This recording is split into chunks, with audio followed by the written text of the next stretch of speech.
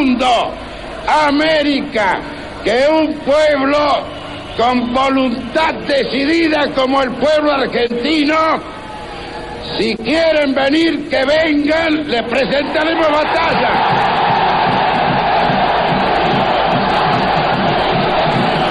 Estamos en cita con la historia, hoy cita con don Pedro Fernández Barbadillo y con don Luis Balcarce, que es redactor jefe de Periodista Digital. Don Luis, ¿qué tal? Comentábamos fuera del micrófono que tú y yo habíamos coincidido en algún programa de televisión, en algún ring, y hoy volvemos a coincidir aquí en esto. Hace tiempo no nos vimos en un ring. Sí. Y bueno, por eso me hacía ilusión volver a verlos, pues desde aquella vez que ya pasó tiempo no nos veíamos, y estar también, aceptar la invitación de don Pedro. Cuando Pedro me había dicho, va Luis, y yo no caía, yo soy malísimo para esto, y cuando te he visto, Luis, redactor jefe de Periodista Digital, claro que sí, argentino de pro. Así que sí, argentino, ADN argentino, sangre española, y bueno, el tema de Malvinas, fíjate que nos han dejado el tema muy muy a huevo, ¿no? Porque fíjate que Inglaterra ya está pensando en una segunda Malvinas con Gibraltar. O sea que creo que nos vamos a divertir. Bueno, importante hoy, don Pedro, muy buenos días. Muy buenas tardes. Muy buenas tardes. Buenas tardes. Domingo por la tarde. Hoy 35 años de la guerra de Malvinas. Se ha producido esta semana. Sí, el concreto, el 2 de abril es el aniversario del desembarco argentino en las islas, lo que se llamó Operación Rosario. Unos días antes, creo que en torno al 30 de marzo, había habido ya incidentes y desembarco argentino en el archipiélago de las Georgias del Sur, todavía más lejano del continente argentino y de la costa argentina, y más cercano a la Antártida, que eran otras islas estas deshabitadas y también bajo soberanía británica. Bueno, y a mí sí que me gustaría, hoy que estamos con Pedro Fernández Barbadillo, con Luis Balcarce, hablar cuáles son los motivos de la invasión, por qué se produce esta invasión. Luego también podemos hablar del desprestigio que tenía la Junta Militar en ese momento, el fracaso económico, la represión. Es decir, vamos por partes. ¿Cuál es el motivo inicial, o cuál es la excusa por la que se produce la invasión de las Malvinas o las Georgias para los ingleses? No, las Georgias, las Falkland. Eso es. Bueno, yo luego os cuento alguna anécdota.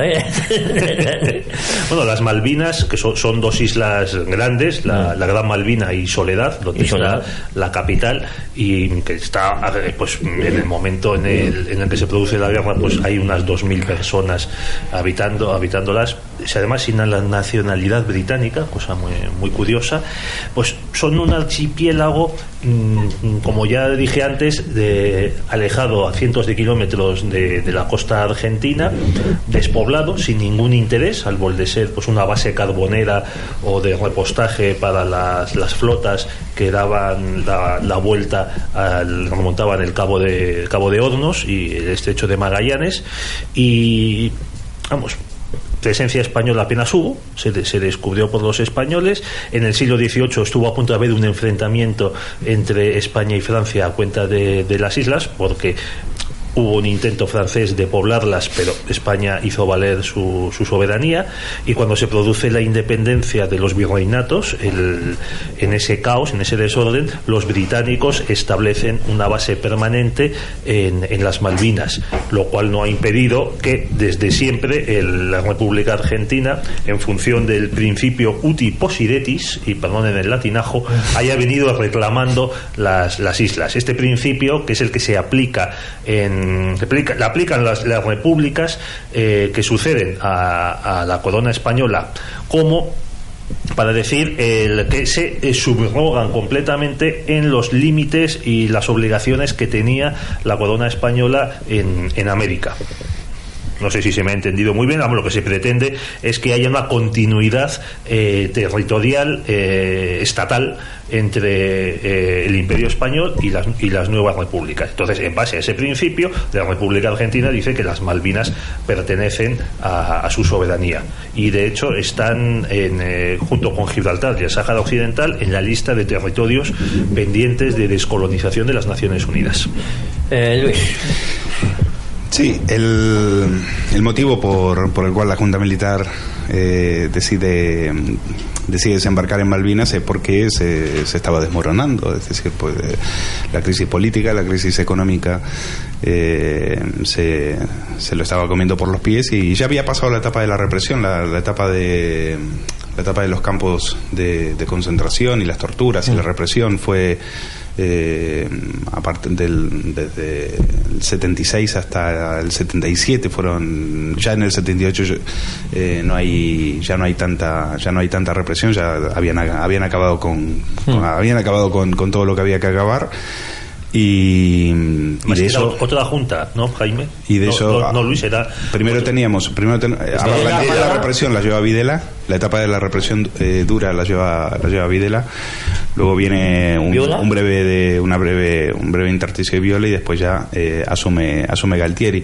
A Galtieri es al que estábamos escuchando y que parece que está borracho, que habla como borracho, y efectivamente probablemente lo estuviera porque era aficionado a las buenas marcas de whisky. Y el motivo es ese, el motivo es que la Junta Militar necesitaba, ahora se han desclasificado unos papeles, un ex agente de la CIDE, ahora devenido periodista, Juan Bautista Joffre, ha escrito un libro hace unos años titulado 1982, y ahí él cuenta conversaciones que ha tenido con Galtieri, en las cuales Galtieri le cuenta que efectivamente lo que necesitaban era un golpe de efecto para volver a tener el respaldo de la gente, que lo estaban perdiendo. Porque fíjate, la Junta Militar fue muy popular, por ejemplo, en el año 78 con el Mundial, ¿no? Popular. Quiero decir. Es verdad, hay que decir una cosa, y me parece, me haces bien, Javier, en traer el ejemplo del Mundial, porque el Mundial te demuestra la ceguera que había delante de lo que era la Junta Militar en la mayoría de las argentinos. Es decir, no se tenía idea de la represión. Mi familia vivía muy cerca de un campo de concentración de la ESMA, y yo te puedo asegurar que la misma que era se hablaba, ¿no? Era una la fachada era una escuela, exactamente, la escuela militar mecánica de la Armada, mecánica de la Armada, y de afuera parecía una escuela militar, pero se hablaban de los famosos Falcon verdes, de los coches que entraban y salían de madrugada y demás, y luego después se supo todo lo que pasaba. Mucha gente no se enteró y hubo otra que no se quiso enterar. Y el Mundial tapaba muchas cosas, efectivamente. El Mundial del 78 sirvió para eso, para tapar todo lo que había que tapar. Y en el caso de las Malvinas era ese golpe de efecto que necesitaba, esa especie de oxígeno que necesitaba la dictadura para poder aferrarse al poder, porque la situación política y económica, como te comentaba, era desesperada. ¿Qué fue a qué se recurrió? Pues a algo que los argentinos llevan muy adentro, que es el nacionalismo, el patrioterismo. Y en el caso de las Malvinas venía muy a cuento, porque el nacionalismo en Sudamérica, el nacionalismo, a diferencia de lo que es el nacionalismo europeo, el nacionalismo europeo tiene que ver quizás con la lengua o con la raza, y en Sudamérica tiene que ver con el territorio. Entonces los argentinos, la idea, más allá de la explicación que daba perfectamente Pedro desde el punto de vista legal, para el argentino normal era nos han robado, estos piratas nos han robado las islas, vamos a pedir que nos las devuelvan. Oye, ¿en el colegio qué se decía a los niños, a la gente en edad escolar? Yo tenía 9 años y las Malvinas fue algo que se empezó a vivir desde el minuto cero. Yo recordaba, viniendo para aquí, dos momentos. Una, en Argentina hay una... en esa época todas las mañanas siempre se izaba la bandera y se cantaba el himno, ¿no? Eso era... Pero a partir del conflicto de las Malvinas se empezó a cantar un himno, que era un himno especial de las Malvinas. Y luego, recuerdo, yo estaba suscrito a una revista infantil que se llamaba Villiquen, que era muy popular, y recuerdo recibir un número que era entrevista a las Islas Malvinas. Y entonces le preguntaban a las Islas Malvinas, ¿qué quiere ser? ¿Argentina o inglesa? Hombre, yo quisiera ser argentina, respondían las Islas Malvinas. A pesar de que tenía 9 años, yo te puedo asegurar que las Malvinas es un antes y un después. Para cualquier argentino que haya vivido eso, por más niño que haya sido, eso es un antes y un después. Fíjate, Luis, estuve hace menos de un año, unos 6 meses en Argentina, en Buenos Aires, estuve en la Plaza de Mayo, me encontré a unos veteranos que están acampados en frente de la Casa Rosada, y claro, me produjo tristeza, ¿no? Estaban clamando por sus derechos, por sus pensiones, nadie se hacía caso, y me acerqué a charlar con ellos. Y me quedé impresionado, porque yo tengo una anécdota, que es que cuando se produjo la guerra de Malvinas, quizás, te hablo desde el punto de vista español, estábamos muy sensibilizados, sobre todo por el problema que tenemos en España con el tema de Gibraltar, que parece que ahora a nadie le interesa Gibraltar, pero Gibraltar ha sido un punto siempre, un grano, ¿no? Una espinilla, un insulto permanente que hemos tenido aquí, ¿no? Felipe V decía, ¿no? Una espina, esa espina que tenemos ahí abajo, ¿no? Eso es. Entonces, es un foco de desestabilización política. Sí. Ahora, primero... Y luego es un pozo negro de corrupción, ha empobrecido toda la zona, lo único... Pero le ha empobrecido, es decir, mientras que Gibraltar es un nido de contrabando, claro, o de competencia desleal, si queremos ser y un paraíso fiscal, y un paraíso fiscal. Es una situación anómala en Europa, en el corazón de Europa, y es un paraíso fiscal, es una isla, una república bananera prácticamente. Pero bueno, como dice mi amigo Juan Carlos Galindo, que todas las semanas entra aquí y hablamos de temas de corrupción, hay bancos que en su quinta planta estás en Delaware. Eso, vas a la Castellana y en la cuarta planta estás en España y en la quinta planta estás en un paraíso fiscal, porque son los que llevan banca privada, con lo cual eso también habría que analizarlo, Pero tenías son una bancos españoles con sucursales en Delaware. Bueno, yo la anécdota que tenía es que me fui voluntario con varios amigos y estuvimos 2 días durmiendo en el Paseo de la Castellana para irnos voluntario a la manera. Claro, mi padre estaba de viaje, no se enteró de nada de esto, yo tenía 14 o 15 años, soy del 66, pues ¿cuántos años tendría? Esto es en el 82. 16 años tendrías. Pues yo estaba ahí dispuesto a darlo todo. Luego, un embajador no era yo, éramos 2.000 o 3.000 personas que estábamos en la Castellana, y recuerdo... El desembarco que comentaba Pedro se hizo a la Argentina, es decir, vamos y vemos. Bueno, como dicen ellos, vamos y vemos. Y vamos a ver qué pasa, y sin ningún tipo de planificación. La anécdota es que cuando vamos a ver al embajador y tal, la guerra ha terminado, porque había hundido al general Belgrano. Claro, no es las tecnologías que había ahora. Bueno, nos dijeron ahí mismo que ya había terminado, y bueno, me voy para casa. Sí, la guerra duró un poco más, pero es verdad que la guerra duró muy poco. Desde el punto de vista militar, que eso lo podrá explicar Pedro, la guerra duró muy poco, fue una guerra marítima y duró apenas unos días al principio, pero yo quiero poner énfasis en el tema de los combatientes, porque los mandaron directamente a matar. Es decir, el ejército argentino demostró una vez más que estaba dirigido por una banda de criminales, y los mandaron a la carnicería sin ningún tipo de preparación, sin ningún tipo de armamento. Es decir, hay que tener en cuenta que había que luchar a unas temperaturas bajísimas, en unas situaciones muy adversas.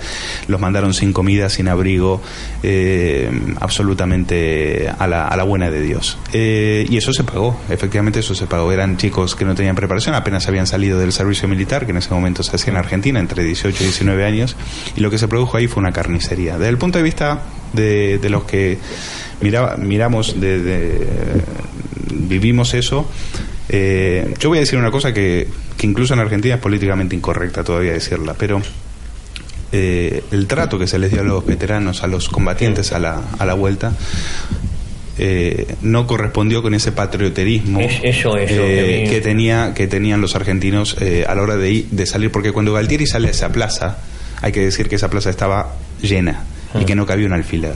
Es decir, el 90% de la población apoyó esa locura, hay que decirlo. Y el trato que se les dio fue un trato miserable. Eran apestados. A la vuelta. Muchos volvieron. Sí. Yo tuve conocimiento de gente que volvieron. Ahí tuve uno muy cercano, no era familiar, pero era muy cercano, era amigo de la familia, y sabíamos que había ido a Malvinas, pero no le podías preguntar por Malvinas porque no podía hablar. Volvieron y dicen, la mayoría, los testimonios dicen que fue peor la posguerra que la guerra. Sí, esa fue la sensación que yo he tenido el teatro. Y siempre se lo recuerdo a los argentinos, porque siempre que sacan el tema de la bandera y el sentimiento y tal, y digo, mira, para mí un país define su nacionalismo, la querencia a la patria, por cómo trata a sus soldados a la vuelta. Y en Inglaterra fue totalmente al revés. En Inglaterra los soldados británicos no volvieron eufóricos, volvieron también muy tocados, porque la guerra fue muy dura. Es verdad que sobre todo en el plano marítimo la Fuerza Aérea Argentina les hizo mucho daño, y en ese sentido ellos tuvieron mucho más apoyo de su sociedad que los argentinos. Los combatientes argentinos tenían que pedir dinero en los trenes. Sí. Para tener una idea de lo que eran. Ahora, con el tiempo, recién allá a mediados de los 90 consiguieron una pensión vitalicia, y ellos ahora creo que cobran una jubilación, 3 jubilaciones mínimas, y creo que le van a dar, ahora estaban peleando el derecho con Macri para que les permitieran una jubilación anticipada y les contaran los años que estuvieron en Malvinas como años aportados, ¿no? Esa era su lucha, pero fue una lucha de años, y durante mucho tiempo ser combatiente de Malvinas era ser un apestado. A ver, Pedro, la falta de planificación por la Junta, alianzas exteriores, armamento. Bueno, lo ha comentado Luis. Fue una planificación, una decisión que se tomó a la buena de Dios. Hay quien dice que Galtieri había ingerido licores espirituosos para cuando ordenó. También es cierto que lo que se quien más mueve el asunto es la Armada en la decisión de ir adelante. Hay que recordar que en esos años, en los 70, se establecen una serie de dictaduras militares en toda Sudamérica, salvo Colombia y Venezuela, militares de izquierdas y de derechas. O sea, en Perú, por ejemplo, había gobernado Velasco Alvarado, que era muy de izquierdas, vinculó mucho el país a la Unión Soviética. Casi todo el armamento que tenía el Perú era soviético, luego hablaremos de este asunto. En Ecuador también, luego estaba en Panamá el general Torrijos, el hombre fuerte el máximo líder. Hay quien dice que inspirador incluso de Felipe González como político. Y los argentinos. Luego su hijo, la postre, fue presidente de Panamá. Presidente. Para esto se echa a los españoles de América, para luego tener dinastías propias. y entonces la Junta Argentina, que toma el poder en el 76, llega con una prepotencia insufrible para todos los vecinos, y pretende expandirse militarmente. Se desencadena una carrera armamentística en Sudamérica, en el Cono Sur. Ya había otra entre Perú y Chile por el asunto de la guerra del Pacífico del siglo XIX, donde Bolivia pierde su costa y demás. Pero los argentinos ahí están de tal manera enfrentados que incluso en el año 78 se estuvo a punto de estallar lo que se llamó de aplicarse la Operación Soberanía, que era un plan para que la Armada argentina atacase posiciones chilenas en el canal de Beagle, que es un canal, no sé si tú llegaste a estar en la zona del Perito Moreno. Estuve en el Perito Moreno, efectivamente, 80 kilómetros de frontera. Eso que dice Pedro es esencial, porque la Operación Soberanía es la antesala de la Operación Rosario. Es decir, al final el motivo es el mismo. Al final el motivo es conseguir galvanizar a la sociedad argentina en apoyo de la Junta. Y fíjate por lo que estaban peleando, o sea, por pedazos de tierra que no valen nada. Pero el territorio, 1 metro de territorio, era el baremo por el cual se determinaba qué tan nacionalista eras. Pero yo la pregunta aquí es, continúa Pedro y luego se hago una. Muy bien, pues para acabar, bueno, la Operación Soberanía, será la orden, es nuevamente la Armada la que lleva la voz cantante, será la orden de zarpar, pero no se puede hacer porque en esa noche hay una tormenta impresionante, de las que suele haber en el Atlántico Sur, y creo que, según las crónicas, llegó a haber olas de 12 metros y no puede salir el barco. Y además, en ese momento se consigue que Juan Pablo II, recién elegido Papa, acepte el arbitraje internacional y lo para. Es un arbitraje que luego se ha podido solucionar, y efectivamente, porque ahí los argentinos inventan un principio que no existe en derecho internacional, de que cada país, Chile o Argentina, tiene que estar en un continente. en un océano, Chile en el Pacífico y Argentina en el Atlántico. Estos tres islotes, Lennox, Picton y no me acuerdo cuál es el otro, estaban en el Atlántico. Y bueno, al final se demuestra, el Vaticano falló a favor de Chile, porque Chile, a diferencia de Argentina, sí había explorado y establecido puestos militares en esos islotes. Argentina, claro, se expandía, tenía hacia Paraguay y luego la Pampa, que es inmensa y despoblada, y había muchísimo territorio por explorar, mientras que Chile, como sabemos todos, es más estrecho, más volcado hacia el mar. Pero para ellos es importante porque la Patagonia, ellos consideran que la Patagonia los chilenos, fue exacto, para los chilenos consideran, y de hecho se los enseñan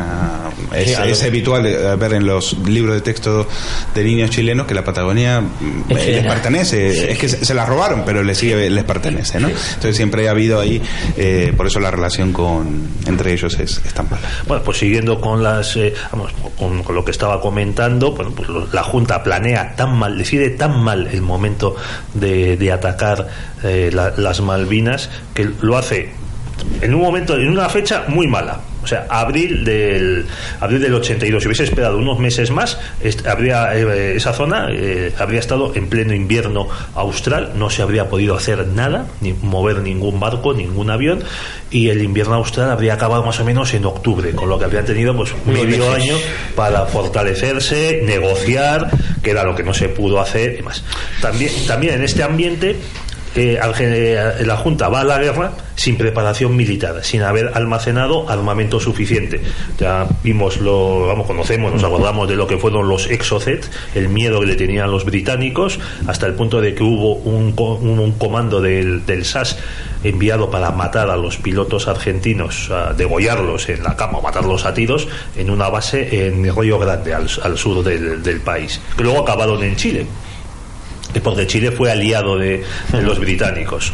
Tampoco almacenaron armamento, no hicieron alianzas con los países limítrofes, luego esto ya lo veremos, y se enfrentaron inmediatamente a un bloqueo militar por parte de la Unión Europea y de Estados Unidos, y a todo correr la Junta tuvo que negociar compra de armamentos, curiosamente con Gaddafi y con Menachem. Sí, Hay que decir que con Egipto, ¿verdad? Con Libia, incluso con Sudáfrica. Y para acabar con lo que comentaba Luis de la impreparación de los reclutas, es que ante el miedo de un ataque por parte de Chile, la Junta dejó en la zona sur de la Patagonia, en los Andes, las brigadas, las unidades militares más adiestradas en alta montaña y a las Malvinas manda reclutas de reemplazo. Sí, pero no solo de reemplazo, sino que creo, ¿verdad, Luis?, que muchos de ellos provenían de la zona norte del país, junto a Bolivia, Paraguay, o sea, de zona tropical. Sí, pero no solo eso, es decir, claro, como tú has dicho, es que la Patagonia está despoblada, es decir, es que si los hubieras buscado es que no los hubieras encontrado, porque la mayor cantidad de población está toda concentrada en Buenos Aires, y lo que te queda afuera de eso es muy poco. Entonces, claro que no tenían, aparte los ingleses habían hecho una preparación, visto lo que venía en Noruega. Muchos de ellos se fueron a luchar en Noruega para prepararse y para aclimatarse. La guerra, desde el punto de vista estratégico político, el gran error argentino es que se monta sobre tres supuestos falsos. Uno, que Gran Bretaña no iba a responder, creían que Gran Bretaña no iba a responder, que Thatcher se iba a sentar a negociar y que Estados Unidos se iba a mantener neutral. Y ese es el gran error. Galtieri estaba convencido de que Reagan era un aliado, porque había estado reunido tiempo antes y le veían como él pensaba que era un aliado contra el comunismo. Lo que pasa es que se equivoca, porque ya a partir del año 81 empieza a haber problemas en el bloque oriental. Entonces, revueltas en Polonia, por ejemplo, Lech Walesa y demás. Entonces, a partir de ahí se establece una alianza entre el Papa, Thatcher y Reagan, para ver cómo frenamos, cómo vemos, cómo aprovechamos lo que está pasando en Polonia para luego lo que iba a pasar 8 años después con la caída del muro.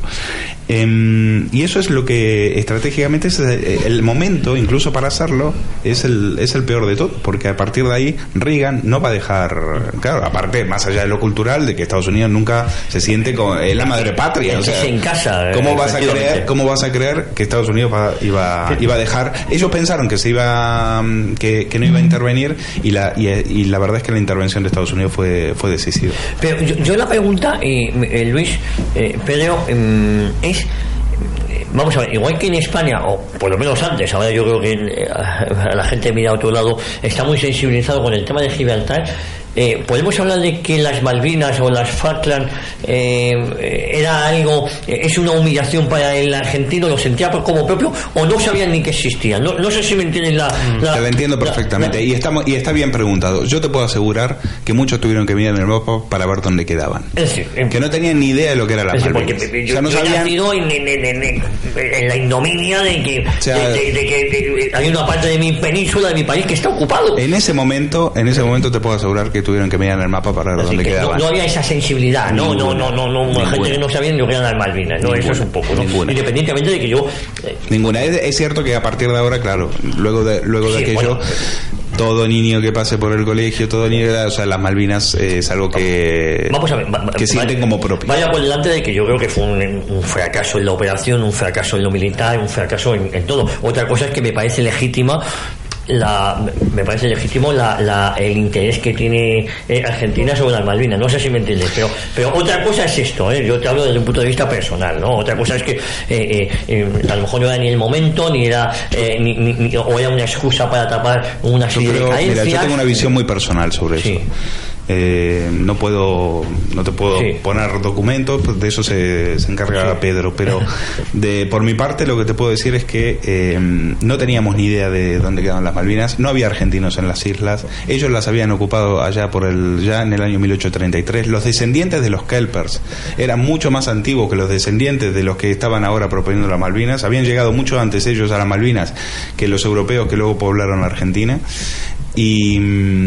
y creo que Argentina no tenía ahí mucha, desde el punto de vista del sentido común, tampoco tenía mucho para reclamar, y aparte el error de haber llevado a prácticamente 800 niños al matadero. Eso fue lo que hicieron por unas islas que no lo valían.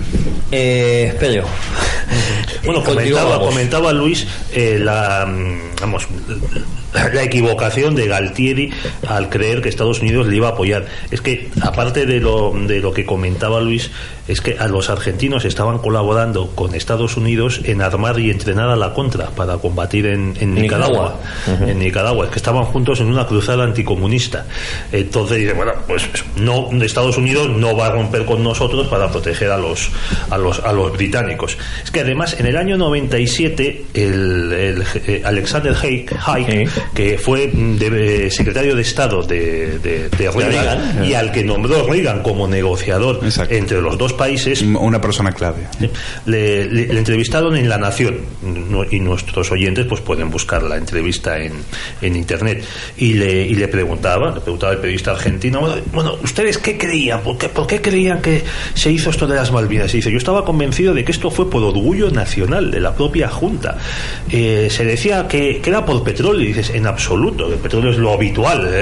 Aquí todo progre o todo liberal trata de explicarlo. Había más petróleo en el territorio argentino que en el que había en Malvinas. O sea, no, ni petróleo ni nada. O sea, eso fue, efectivamente, fue patrioterismo, fue chauvinismo. Eso. Y luego comenta Haig que efectivamente Reagan trató de hacerles ver a través de él que él quería la paz, que quería que se llegase a un acuerdo, que era algo que quería Estados Unidos, pero que ahora bien, en caso de que estallase la guerra, Estados Unidos, echaría una manita a los británicos debido a las especiales relaciones entre ambos países. Que desde luego no quería que esto, que se viese en toda América, que Estados Unidos se ponía de lado de una potencia europea, pero que puestos a elegir entre Argentina y Gran Bretaña, Estados Unidos lo tenía claro. Déjame decir un tema también que es para que lo entiendan los que nos están escuchando, que va mucho más allá también del territorio. Era un tema desde el punto de vista cultural era: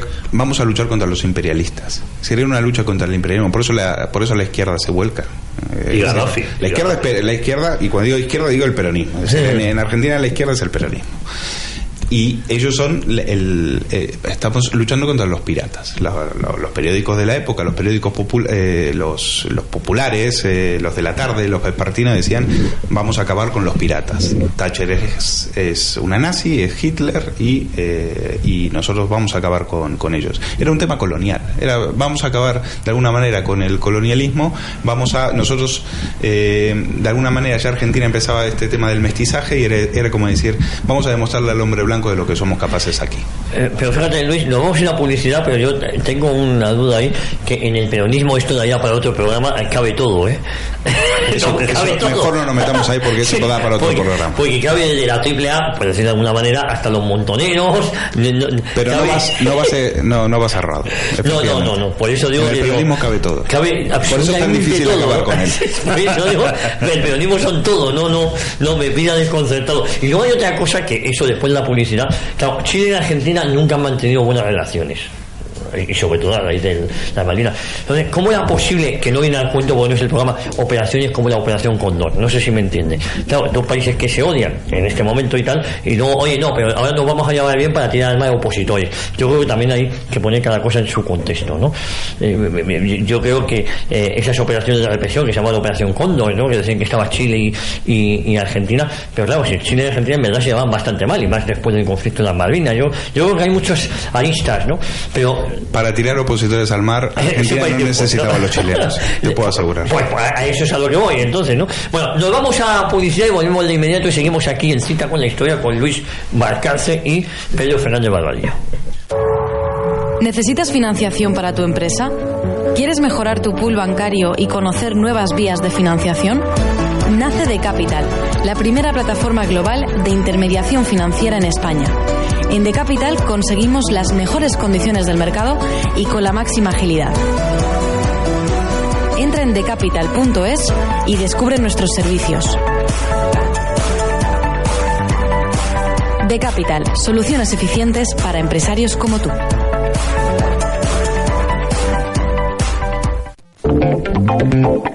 Evita lesiones y mejora tu rendimiento deportivo. En el Centro de Podología Ángel de la Rubia somos especialistas en el estudio biomecánico de la pisada y el tratamiento con plantillas personalizadas. Ángel de la Rubia, tus pies en buenas manos. Visítanos en www.angeldelarrubia.es. No hay nada como disfrutar de la buena mesa. Calavia Gourmet te lleva a tu casa conservas de altísima calidad, los mejores productos artesanales y los vinos y cavas ideales con que maridarlos. Entra en www.calaviagourmet.es y descubre toda su oferta. www.calaviagourmet.es. Directo a tu casa con el mejor precio y riquísimo. Porque hay niños en casa, una mascota o simplemente por el uso. Fictex, limpieza a domicilio para empresas y particulares. Fictex, limpieza de moquetas, telas, cortinas, tapicerías. Fictex, tratamiento antimanchas, antiácaros, antibacterias y antiincendios. También mantenimiento. Fictex, le visitamos sin compromiso. Infórmese 91 870 4696. Gurtubay es más que una inmobiliaria. Es su solución para cualquier intermediación inmobiliaria, compra, venta, gestión de alquiler de su vivienda. Ejecutamos un completo plan de acción que le permitirá vender mejor en el menor tiempo posible. Gestionamos su oferta, defendemos sus intereses y si lo necesita, le buscamos financiación. Gurtubay Soluciones Inmobiliarias, 91 882 29 69 o info@gurtubay.online. El próximo Pinochet.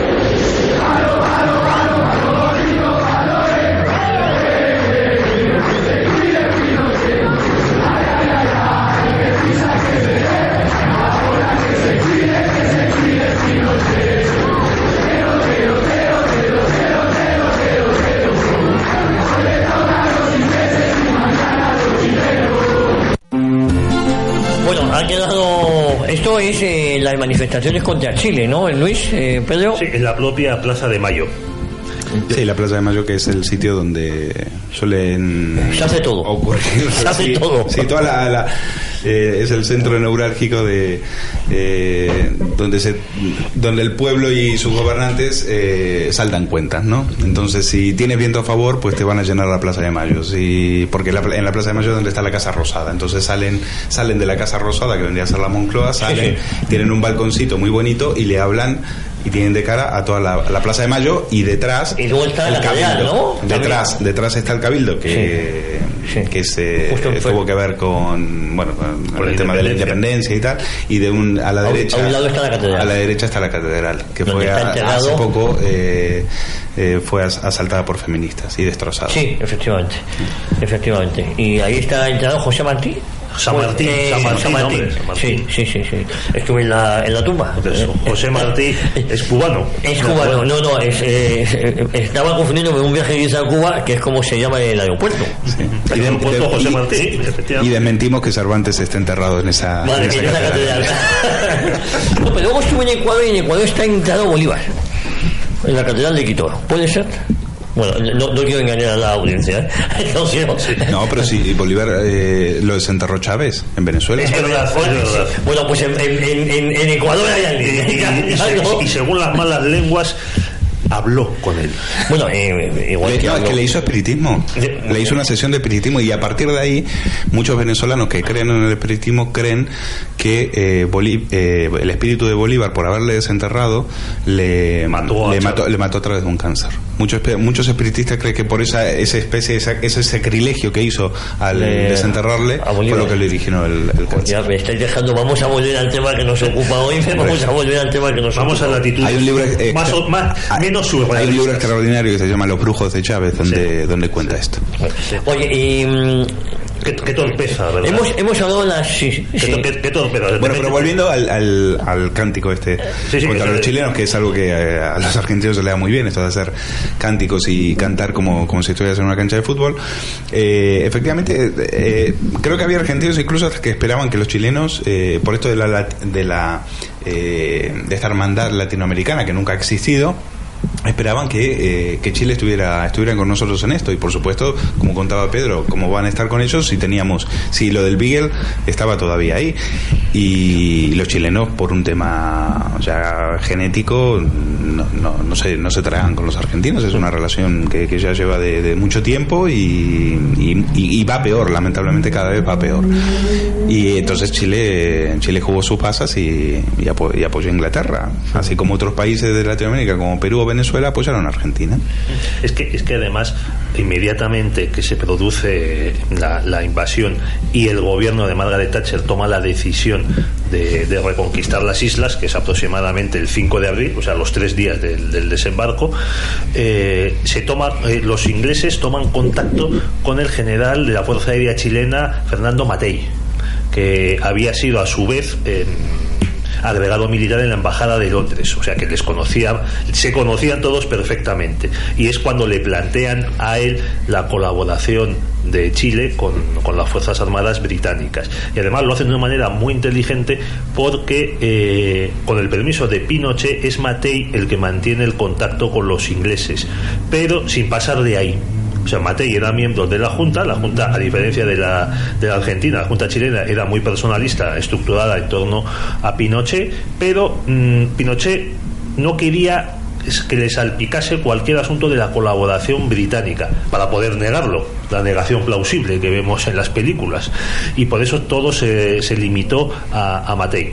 Y la situación fue tal que, como decíamos antes, el comando del SAS que hace un vuelo en helicóptero para asesinar a los pilotos argentinos en una base en el Río Grande fracasa, tiene que salir en dirección a Chile, pasa la frontera, e inmediatamente los chilenos los entregan a los ingleses y los devuelven a territorio seguro.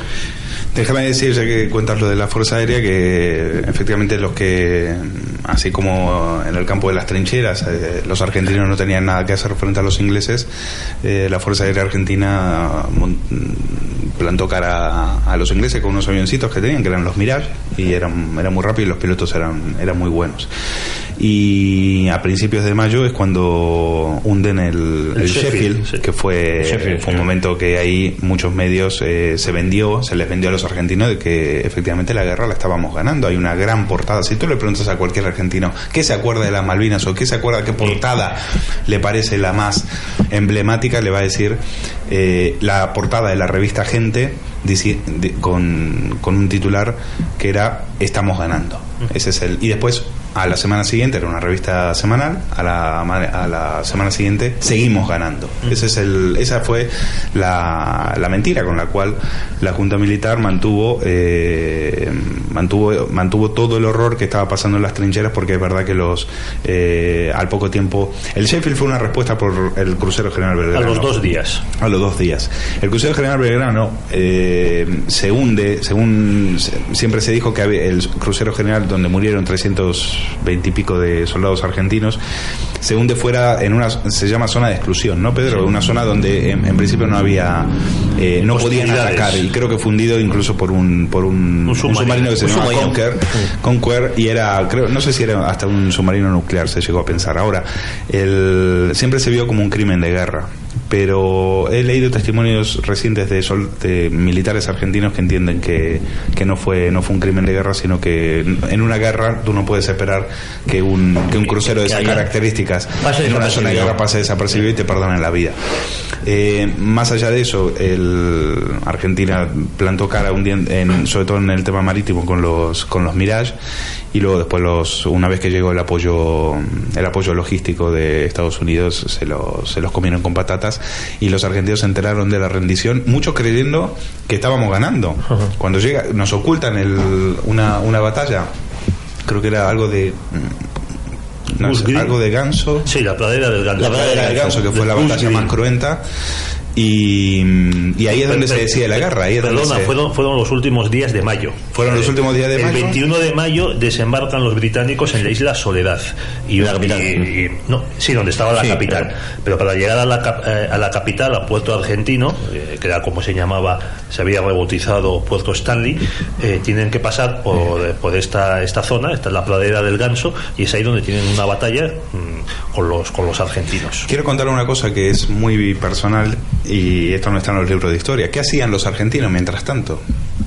Pues, por ejemplo, yo recuerdo programas de varias horas en la televisión donde la gente iba a donar alimentos, e incluso abuelas dando sus joyas para que eso sirva para los soldados, para que con ese dinero los soldados puedan sobrevivir en las islas. Y tengo que decir que la mayoría de esos alimentos y la mayoría de esas joyas jamás llegaron a los soldados argentinos. A mí me gustaría, Pedro, las Malvinas en la mentalidad argentina, nos has comentado en la educación, cómo a los niños, y sobre todo ahora, yo creo que ya no conocían lo que eran las Malvinas, ahora lo conoce todo el mundo. No sé cómo se vive ahora. Pues fíjate que Kirchner, también necesitada de apoyo, de consumo patriótico, también recurrió a las Malvinas en el último periodo de su mandato. Yo ya, lógicamente, por ya no vivir ahí, no te puedo decir exactamente cómo fue la reacción, pero por lo que he leído, el tema de Malvinas le dio aire, porque todavía es algo que sí, es una humillación, es una ofensa, es algo que está ahí, es algo que los argentinos consideran como propio. Pero que yo creo que deberían hacer todavía más autocrítica, porque lo que decía al principio, es verdad que los militares llevaron a los soldados a un matadero, pero también es verdad que la Plaza de Mayo estaba llena. Si es que muchas veces echamos la culpa, no sé si me entiendes, a los militares, pero también es verdad que hay un apoyo popular, ¿no? Y ahora mismo tú me lo estás diciendo que pasados 35 años o 33 años, desde 34 años desde Cristina Fernández de Kirchner, pues acude también a eso, ¿no? Efectivamente, es una vergüenza que tengan que utilicen el dolor y la memoria de un hecho tan trágico que marcó a fuego a los argentinos como las Malvinas por réditos políticos. Pero a mí me gustaría, a Pedro, ¿cómo se vive en España? Yo he contado mi anécdota y yo es verdad que me sentía plenamente solidarizado. También no es menos cierto que en el bloqueo español siempre se nos había enseñado, y yo creo que además es cierto, que el único de los únicos países que nos habían apoyado en su momento fue Argentina, y eso es un hecho. Están las imágenes de cómo se recibe a España a Eva Perón, que si no me equivoco, Perón, el mismo general. Me alegro que se lo recuerdes a Pedro, porque Pedro dice que no les ayudamos, que todo lo pagaban. No, yo ahí discrepo. Me alegro, Javier, que te acuerdas de eso. Los suministros de carne y de trigo se acabaron pagando. Bueno, era un pago simbólico. Simbólico. Bueno, se pagó en unas condiciones muy especiales, si había dinero, muy cómodas, pero hombre, había que pagar los trajes de pieles de Eva Perón también. Oye, de todas formas, Perón dijo: ahí os mando el arcoíris, si no me equivoco, es una frase muy popular que mandó a Europa a la primera dama, y el primer país donde se la recibe de maravilla fue España. En Italia no tan bien, pero en España se la recibe, y yo he nacido con eso.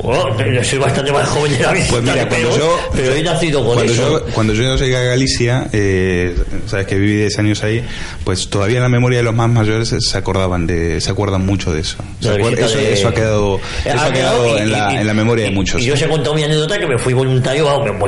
Pedro, porque es muy joven y no se acuerda, pero los mayores sí se acuerdan de lo bien que se portó. Yo me acuerdo de María Estela Perón, que acabó, vivía aquí en Puerta de Hierro, por cierto, María Estela.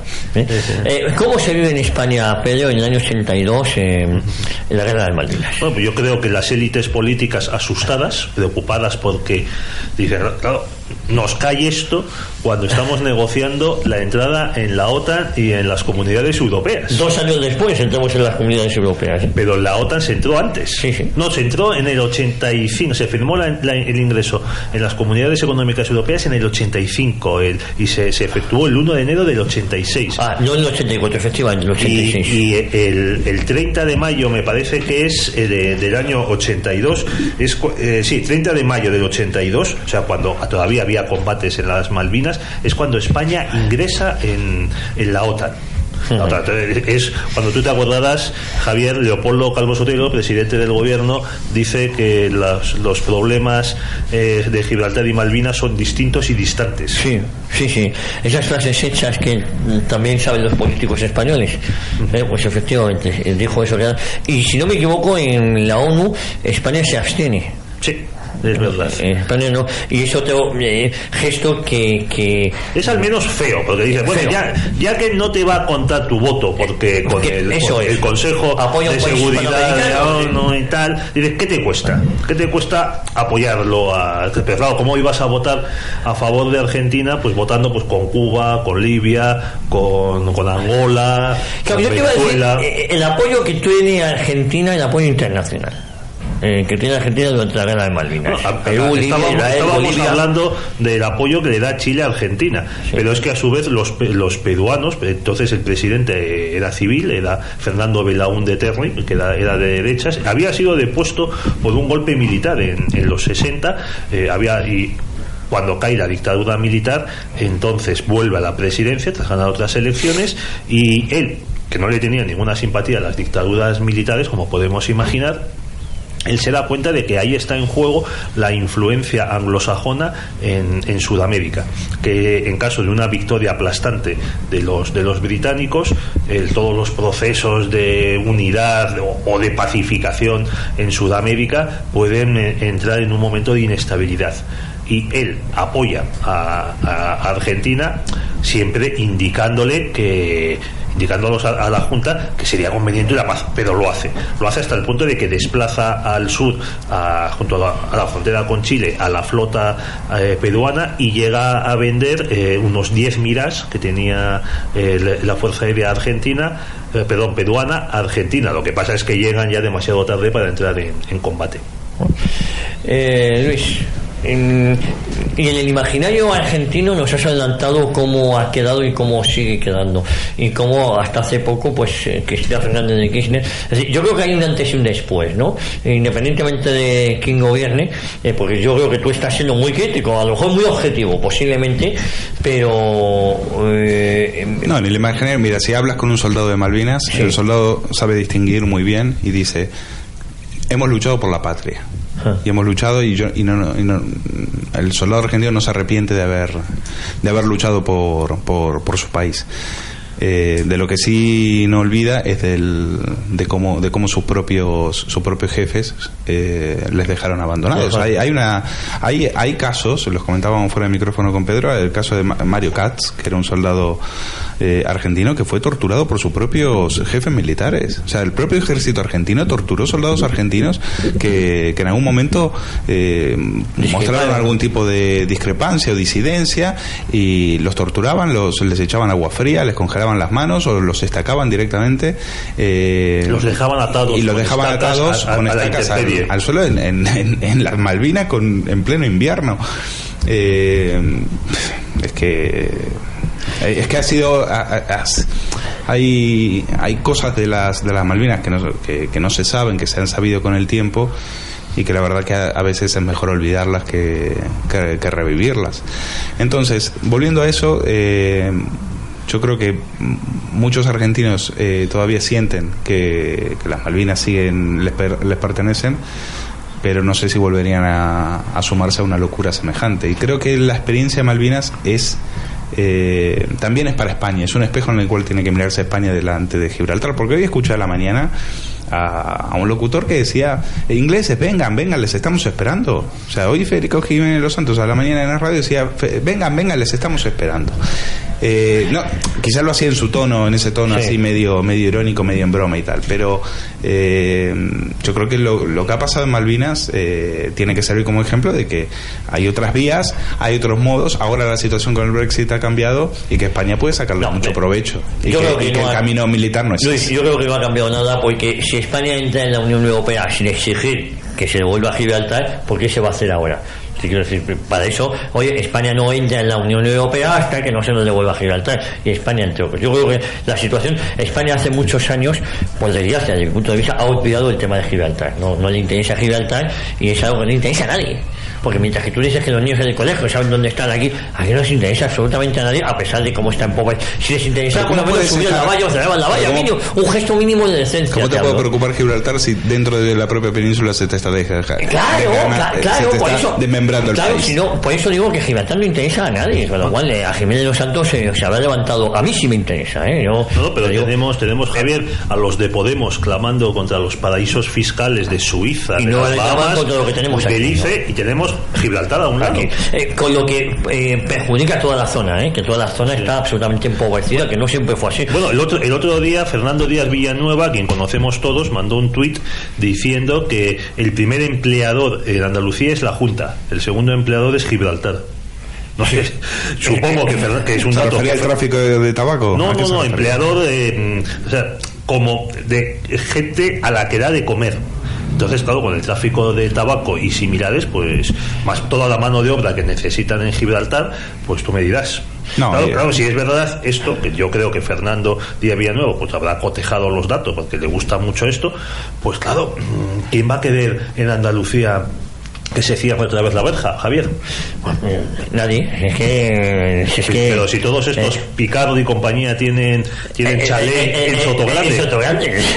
Por eso te digo que la ignominia en España. Bueno, oye, Pedro, hemos dicho que la guerra llega a España. Operación Algeciras, ¿qué es esto? La Operación Algeciras es un intento de la Junta militar de vengarse del hundimiento del general Belgrano mediante un golpe de mano en la bahía de Gibraltar. Para eso envía un comando de buzos de la Armada con un montonero detenido y torturado que, como tantos otros, se había pasado al bando de los militares, y los manda aquí a España, a Algeciras, para que reconozcan el terreno tal, y en espera de la orden de adelante pues vayan eligiendo blancos. Lo que pasa es que les detiene la policía española. Según la versión oficial es porque iban demasiados soldados, iban gastando dinero, pagando en metálico, comprando muchas cosas, diciendo que eran buzos aficionados, no buceaban y eso coincide con que hay un grupo una banda de delincuentes sudamericanos, y entonces eso alerta a la policía. Otra versión asegura que para no estar implicado, dejar las menos pistas posibles, entran primero en Francia en un vuelo con pasaportes falsificados por los montoneros y luego vienen a España, pero que esos pasaportes estaban tan mal falsificados que alertaron a los servicios de información franceses, que se lo dijeron a los ingleses, que se lo dijeron a los españoles. Mira, solo recordar una portada del diario The Sun, cuando hubo dos portadas que me llamaron mucho la atención, y que algunos todavía se acuerdan. La primera era una cuando los soldados, cuando los británicos dejaban las islas, venían en los barcos y para ellos era una fiesta, era como salir de viaje de egresados. De hecho había tías mostrando, se levantaban la camiseta mostrando las tetas. Y después hubo otra que ya no es tan divertida, que era cuando hunden el General Belgrano, titulan Gotcha. Como todos saben significa les hemos dado, ¿no? Aquí tenéis, o donde las dan las toman. Y decíamos que les costó la vida a 323 soldados argentinos. Y uno de los soldados ingleses, cuando vio la portada, dijo: estos tíos no saben que ahí había gente que se estaba muriendo. Claro. Ese es el sentimiento que te queda. Hoy los soldados argentinos y los británicos, muchos han reconciliado, muchos viajan allá cuando tocan las fechas y hacen reuniones donde cuentan sus experiencias, y ese odio está enterrado. Eso es lo mejor que yo saco en conclusión del tema de las Malvinas. Ese odio está enterrado. El peligro, que lleguen los de siempre a desenterrarlo y a volvernos a llevarnos a una locura y a un matadero. Bueno, es como el ejemplo que teníamos en España de la reconciliación entre los combatientes de los dos bandos de la guerra civil, y que pues ahora tenemos algunos nietos que de gente que la vivió, que la sufrió, que combatió en ella, y que por simple interés político pues se han dedicado a fomentar el odio. Eso es lo que a mí me fastidia, Pedro, porque yo no estaba en Argentina, pero me imagino a los de la Cámpora, a los de Kirchner, llamando a decir: oye, que hay que volver a las Malvinas. Y yo digo: pero estos mocosos no vieron yo sí vi a los combatientes volver. Yo vi a los combatientes pidiendo dinero en los trenes. Y ahora estos que ni siquiera, que apenas habían nacido, vienen a utilizar las Malvinas porque les conviene a ellos. Eso es lo que me parece más miserable. Se portó muy mal con sus combatientes. Es lo que se llamó un proceso de desmalvinización, que había que olvidarlo todo ello. Y eso incluía pues abandonar a los veteranos. A mí me dio mucha pena. Yo insisto, hace 6-7 meses que estuve en Buenos Aires y unos veteranos acampados en la Casa Rosada, que lo único que pedían era una pensión digna, ¿no? Pero sí, déjame decir que sirva este programa de memoria para los argentinos que lucharon en esa guerra, que lo hicieron con mucho valor, con mucho coraje, con mucho heroísmo. Eso es un poco el homenaje que les queremos hacer desde aquí, y en unas condiciones adversas fueron a pelear prácticamente con tenedores, y dieron la vida y dieron con la patria, y no hay ninguno que hoy se arrepienta de ello. Eso, pues con eso nos vamos a quedar porque no hay tiempo para más, Pedro. Bueno, pues simplemente si hay tiempo, Javier, me dejas recomendar que aquí hemos tenido a nuestro amigo Luis, que hay gente a la que le habrá parecido, a nuestros oyentes, muy crítico, pero es que vamos a ver, la última junta militar, la que sustituye a Galtieri, le encarga al teniente general Benjamín Rattenbach que escriba un informe, una investigación sobre qué ha pasado en la guerra y por qué se ha perdido. Y es el primer documento oficial tremendamente crítico con el comportamiento de Galtieri, del almirante Jorge Anaya y del comodoro, creo que era Dozo, ¿no? Lamidoso, y es el principal documento que dice que los argentinos combatieron bravamente, pero que estuvieron pésimamente mandados. Pedro Fernández Barbadillo, un placer, como siempre, aquí en Cita con la Historia, cita con don Pedro Fernández Barbadillo, cita en Radio Ya. La próxima semana más. Muy bien, adiós. Luis Valcárcel, ha sido un placer desde aquí, redactor jefe de Periodista Digital. Muchas gracias. Espero tenerte a menudo, será un placer. Por este micrófono. Gracias. Nosotros nos vamos y prometemos volver, Dios mediante, la próxima semana en Cita con la Historia, cita aquí en Radio Ya.